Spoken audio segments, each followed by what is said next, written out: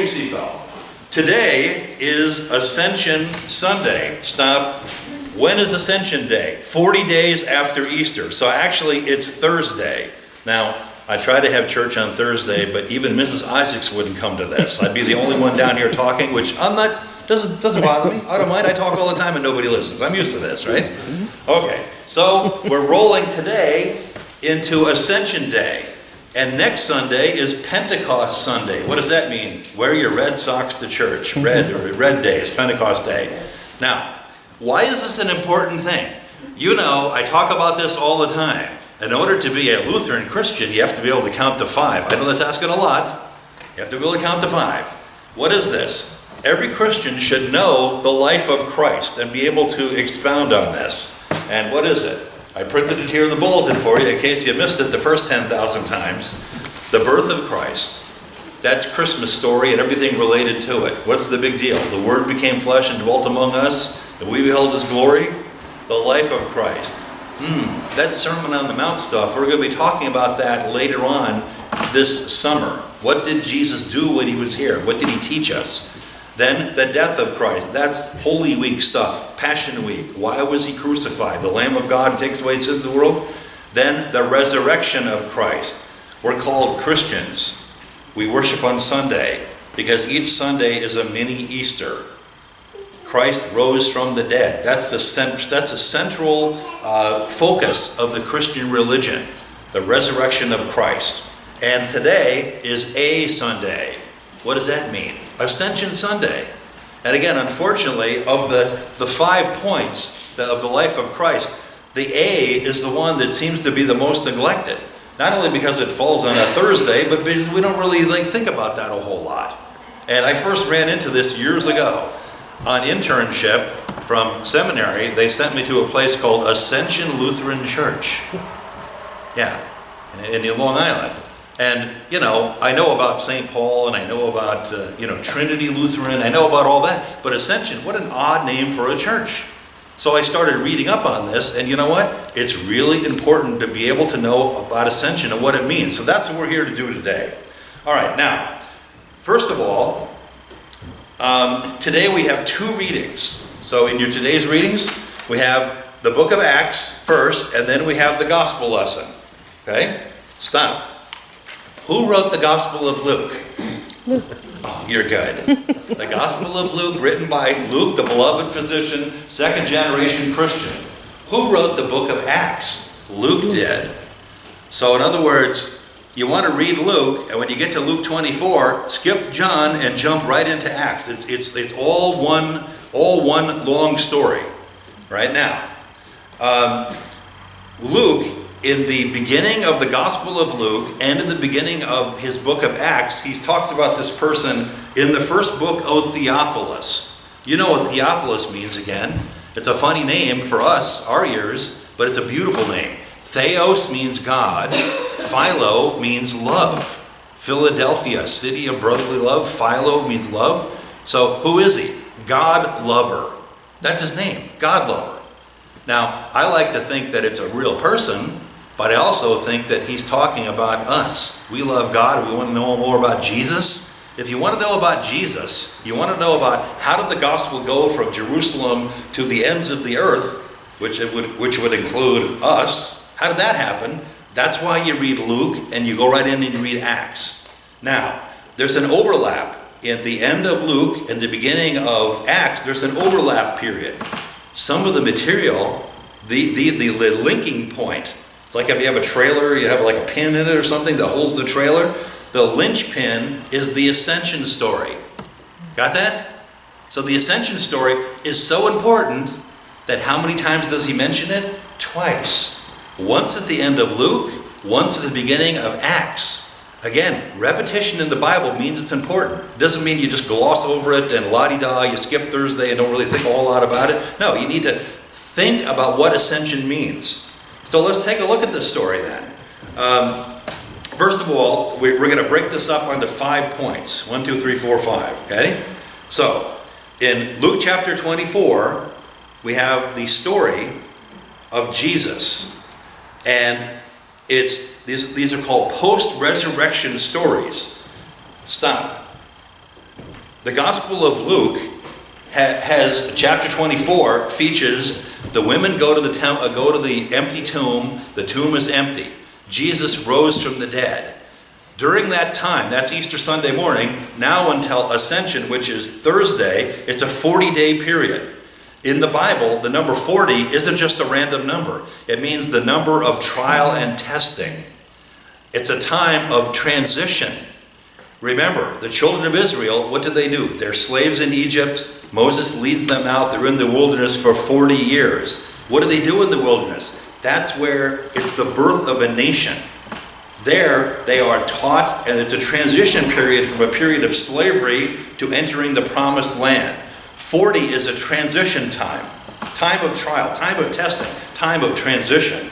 During that 40-day period, Jesus appears to his apostles and disciples at least 10 times. There are 10 recorded post-resurrection appearances. Now, are there more than 10 appearances during the 40-day period? Yes, they're all not written down. Only these 10 are recorded.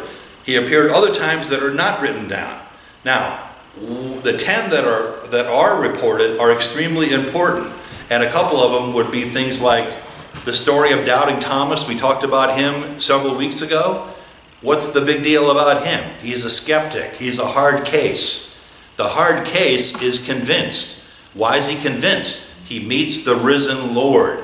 He sees that the risen Lord is the real Lord. He's had the offer of sticking your finger in the wounds, right, into the side.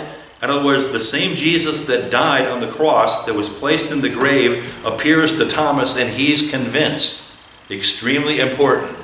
Another famous story, that Peter and the boys are fishing on the Sea of Galilee. So they don't catch any fish. They look over on the shore. Who's there? Jesus is standing there. And what does he do? He says, throw the net on the other side. They have a tremendous catch of fish. They haul the fish in. And what does Jesus do? He cooks breakfast for them. And what does the risen Lord do? He eats breakfast. Now I know, most people think Jesus is like a teenager. They don't eat breakfast, right? But no, Jesus ate. In other words, he's not a ghost. It's not a phantom. It's not a delusion. It's not a hallucination. The risen Lord ate fish. Okay? So touch me. Give me something to eat. Signs of life. And the third thing he did, he taught them. He taught them. All right? So here we go. What does he do? Point number 1. He opened their minds. This is Luke chapter 24, 45. What do you mean open their minds? The risen Lord did something like this. Okay, boys, see this? This is called the Hebrew Scriptures, the Tanakh. In our Bible, there's 39 books in the Old Testament, right? Guess what? This book, the Torah, the prophets, and the Psalms, who did they speak about? They speak about me. Not me personally, I mean Jesus. So the risen Lord, he opens their minds so that when they read the Hebrew Scriptures, they know that these are all prophecies. 333 messianic prophecies talking about who the Messiah is. Jesus is claiming that he is the Messiah, and this is the proof. The law, the prophets, and the Psalms, they speak of me.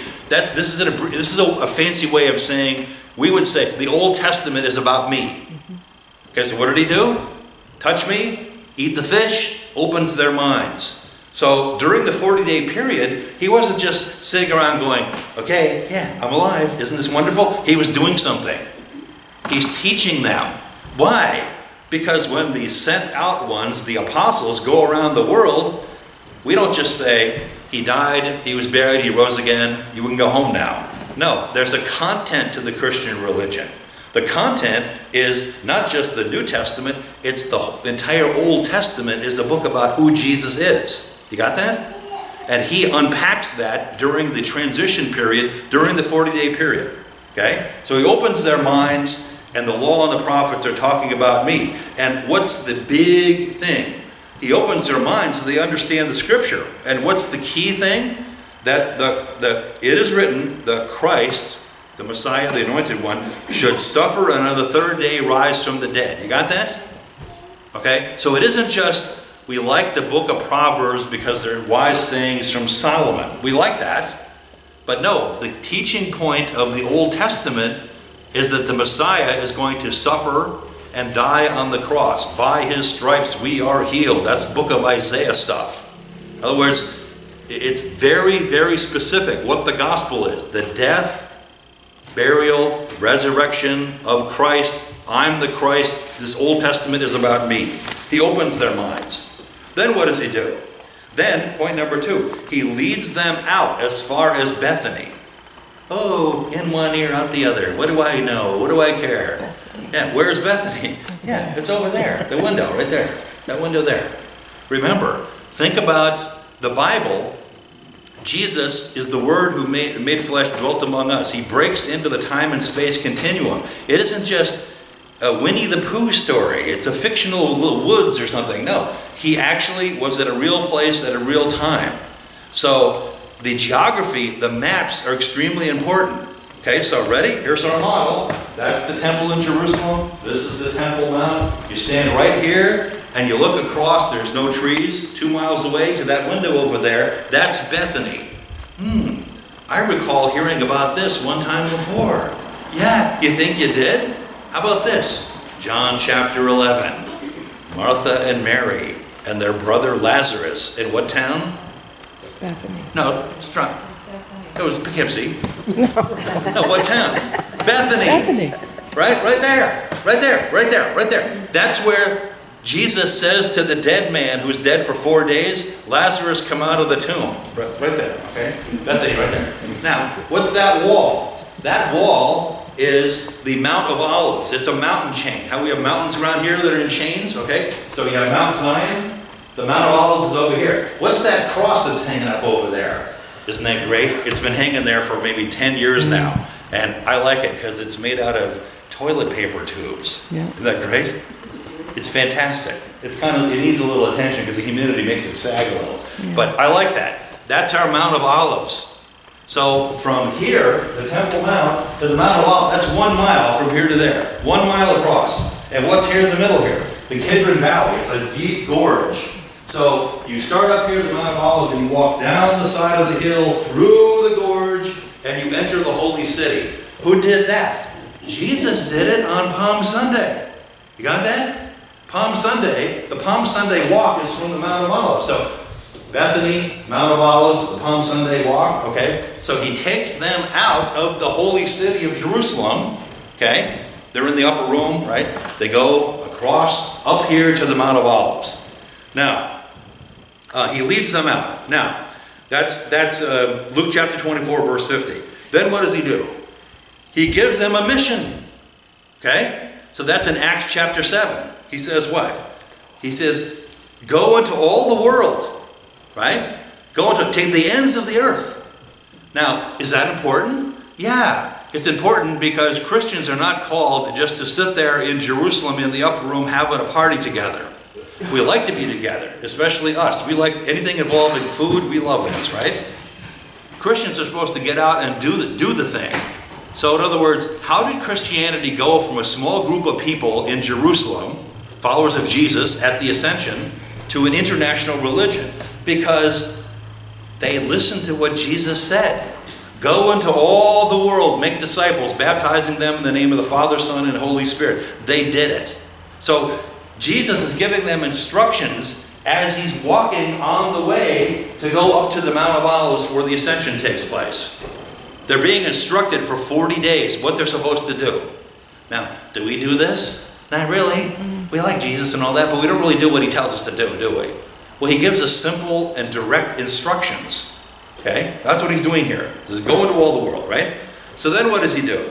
In Luke chapter 24, verse 51, he blesses them. Now, do we miss this? Yeah, usually we skip right over this stuff. Is this a good thing? I don't know about you, but being blessed by Jesus Christ, the Lord of the universe, that's a pretty good thing. I just want to be blessed by a politician. I just want to be blessed by somebody who collects the Easy Pass or something. No, you're blessed by Jesus, who created the heaven and the earth, the Messiah. He blessed them.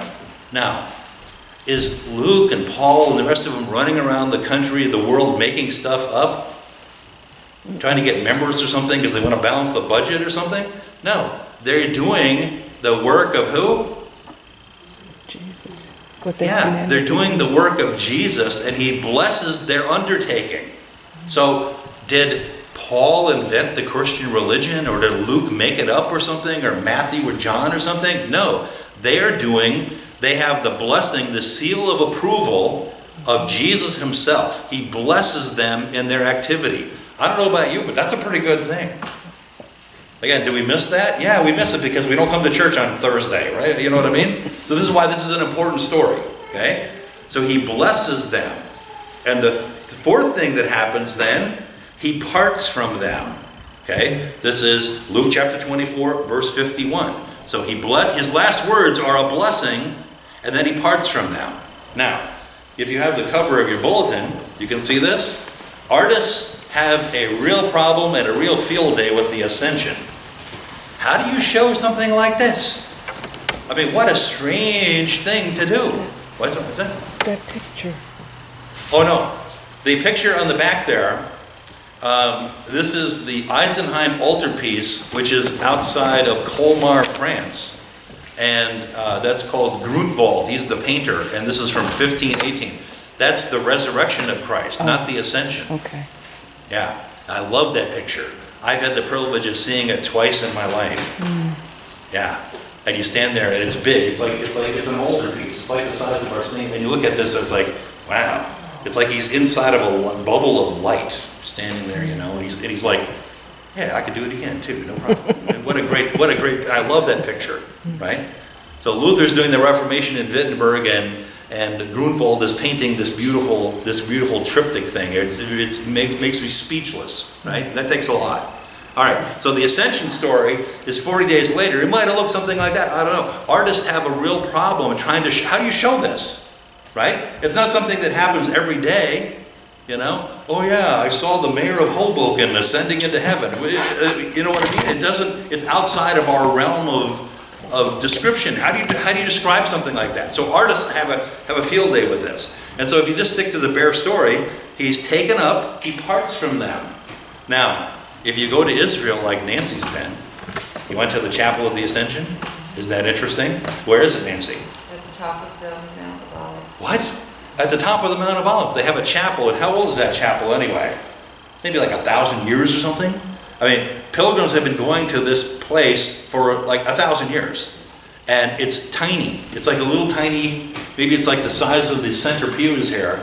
And you walk in the middle of the room, there's a thing about this big, and it's all shiny. It's the Ascension rock. And pilgrims over the hundreds and hundreds have gone like this, and they touch it like this. It's all shiny. It's shined by the hands of the pilgrims that touch that and believe. Amazing, amazing thing. So that's at the Mount of Olives. That's called the Mount of Ascension, right? So Ascension. He parts from them. And then what happened? Well, point number 5. He's carried up into heaven. That's St. Luke chapter 24, verse 51. Now, don't take this lightly. He's carried up into heaven. Is that an important thing? You're familiar with the Apostles' Creed, aren't you? Right? Right? Maybe we better look that up. Turn to page 56 in your, no, not 56. 65, I think it is. Page 65, the Apostles' Creed. Why do you want to spend time learning the Apostles' Creed and working with it? Well, it's an executive summary of what we believe. The Apostles' Creed has 3 points to it. The first part is the Father point. We like that. We like the Father. The third part is the Holy Spirit part. We'll talk about that next week at Pentecost. The middle section of the Apostles' Creed at page 65 is what? I believe in Jesus Christ. Okay, we like that. Conceived by the power of the Holy Spirit, born of the Virgin Mary. That's the birth stuff. Suffered under Pontius Pilate. That's the death stuff. He was crucified and buried. Okay, he's buried. Then what? He descended into hell, 3-hour lecture. What was he doing between Good Friday and Easter Sunday morning? He's in the abode of the dead, the Old Testament saints, right? We'll talk about that another time. On the third day, he did what? He rose from the dead. That's the R, okay? B-L-D-R, Okay? Ready? He ascended into heaven. Okay? So, where's Jesus? If you don't have the ascension, Jesus rose from the dead, well, where is he? I saw him at the Palace Diner down in Poughkeepsie. He was having the mushroom and cheese omelet with whole wheat toast the other day. No, the ascended, Jesus rose from the dead, but he's not like walking around now. Somehow, to make the story complete, you have to get him out of here and get him up there. See what I mean? It's a completion of the story. So if you don't know about the ascension, he rose from the dead. Okay, where is he now? You see how that works? So he has to ascend into heaven. It's a necessity. So he ascends into heaven, and where is he? Seated at the right hand of God the Father Almighty. Okay? Again, you know about the right-hand person. You know, it's extremely important. So, where is Jesus? He's on the throne, ruling from heaven. Okay? And is that the end of the story? No. He will come again to judge the living and the dead. So the ascension is all part of the story. It all links in together. Okay? And we say it every Sunday in our creed, but we don't really stop and think about what it really means. So, he's raised up, he's carried up into heaven. So what's the reaction then? Well, the witnesses, the disciples, are standing there at the Mount of Olives, and they're gazing up into heaven. I don't know about you, but if this happened to me, I'd be like, on the New Jersey Turnpike, when a truck flips over, we all have to stop and get a good look at it too, right? So they're gazing up into heaven. What do you do now? Right? I mean, you sort of like, I've never seen anything like this before, right? Well then, according to the book of Acts, 2 men in white robes appear to them. How many men? 2. Wait a minute. I don't pay attention half the time, but I've heard that somewhere before. Where have you heard this? In Luke chapter 24, the women go to the empty tomb early in the morning. The sun's just coming up, and the stone is rolled away. And they look in the tomb, and what did they see? 2 men in dazzling white robes. One at the head and one at the foot of the place where they laid the body of Jesus, the dead body of Jesus. And what do they say? He is not here, he is risen. Now stop. Where is the Ark of the Covenant? Well, it's in the Holy of Holies in the temple, right? No, the Ark of the Covenant disappears in 586 BC. We don't know where it is. It's one of the mysteries of the Bible. We'll be back in one moment, right? So we don't know where it is. It disappeared. Do we need the Ark of the Covenant? I'd like to see the Ark of the Covenant. I'm interested in archaeology. We don't know where it is. Guess what?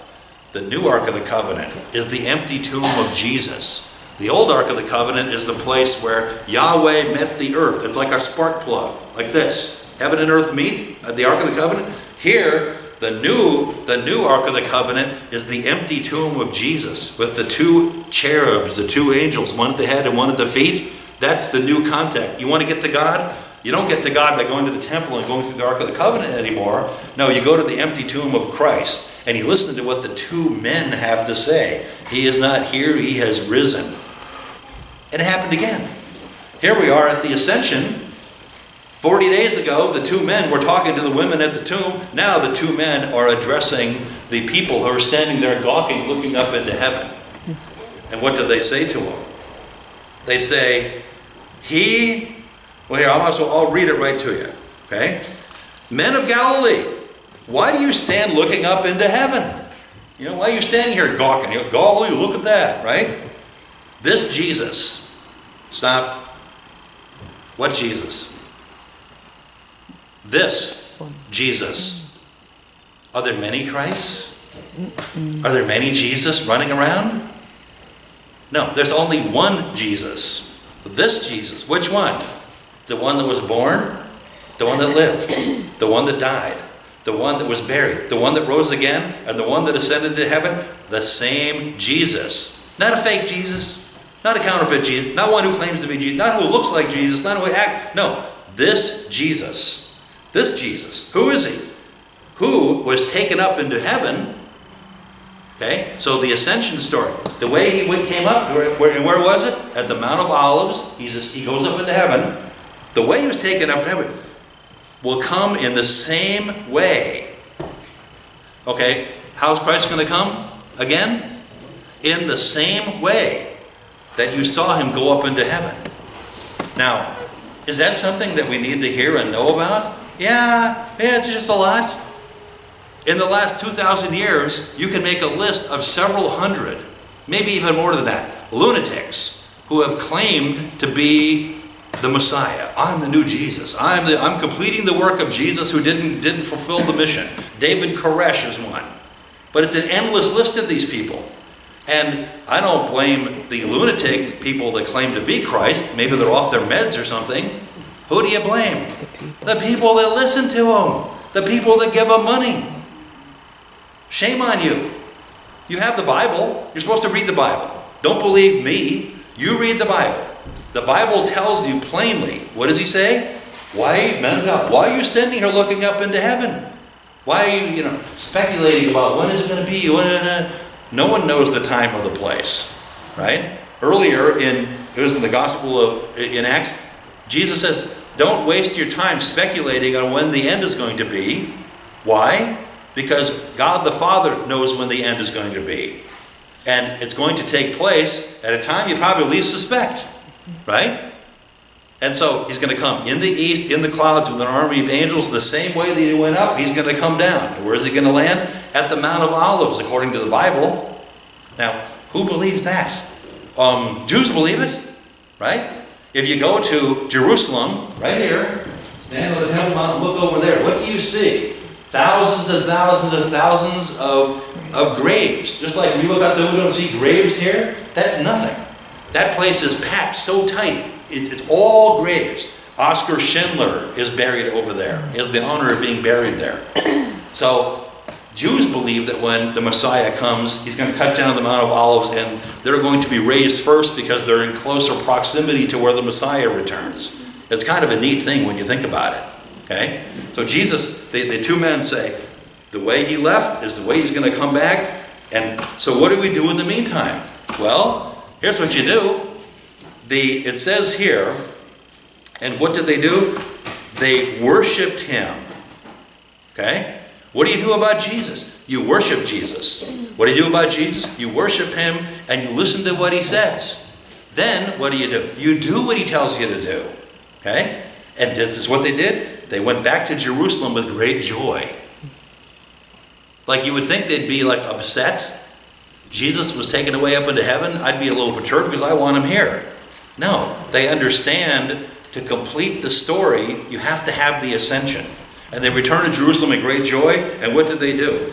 They go to the temple and they stay together. Why? Until next Sunday, which is Pentecost. And you have to come next Sunday to figure out what happens next. It's all part of a continuing story. Ascension, is it important? Just a lot.